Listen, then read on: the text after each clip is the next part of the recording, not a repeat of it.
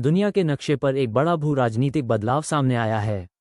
Saudi अरब, तुर्की और पाकिस्तान के बीच हुआ एक नया सुरक्षा समझौता अब अंतर्राष्ट्रीय राजनीति में चर्चा का केंद्र बन गया है। दावा है कि इस समझौते के तहत तीनों देश एक दूसरे की सुरक्षा के लिए साथ खड़े होंगे। लेकिन सवाल है, क्या ये पश्चिम एशिया में एक नए सैन्य शक्ति केंद्र की शुरुआत है? रिपोर्ट्स के मुताबिक सऊदी क्राउन प्रिंस मोहम्मद बिन सलमान, तुर्की के राष्ट्रपति रेसेप तैयप एर्दोगन और पाकिस्तान के प्रधानमंत्री शहबाज शरीफ की अगुवाई में ये समझौता हुआ है।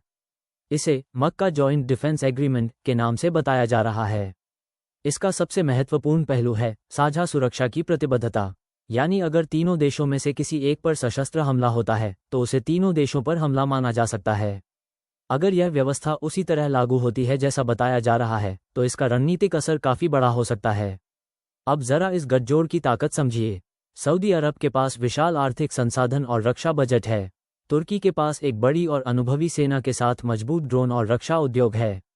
वहीं पाकिस्तान एक परमाणु शक्ति संपन्न देश है, यानी एक तरफ पैसा और ऊर्जा संसाधन, दूसरी तरफ सैन्य और रक्षा तकनीक और तीसरी तरफ परमाणु प्रतिरोध क्षमता।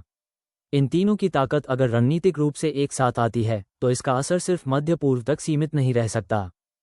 इस पूरे घटनाक्रम पर अमेरिका, भारत और दूसरे बड़े देशों की नज़रें भी स्वाभाविक रूप से रहेंगी, खासकर ऐसे समय में जब पश्चिम एशिया पहले से ही गंभीर तनावों से गुजर रहा है।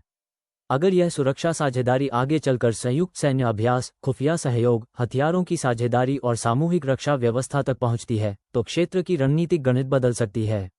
लेकिन इसे तुरंत नेटो जैसा संगठन मान लेना भी जल्दबाजी होगी, क्योंकि किसी भी सुरक्षा समझौते की वास्तविक ताकत इस बात पर निर्भर करती है कि संकट के समय उसके सदस्य देश किस स्तर तक एक दूसरे के साथ खड़े होते हैं। अब सबसे बड़ा सवाल है, क्या ये सिर्फ 3 देशों के बीच सुरक्षा सहयोग है या फिर पश्चिम एशिया और दक्षिण एशिया में एक नए शक्ति संतुलन की शुरुआत? क्या इससे ईरान, इजराइल और अमेरिका की रणनीति प्रभावित होगी? और सबसे अहम, इसका भारत की सुरक्षा और पश्चिम एशिया में उसके रणनीतिक हितों पर क्या असर पड़ेगा? इन सवालों के जवाब आने वाले समय में सामने आएंगे।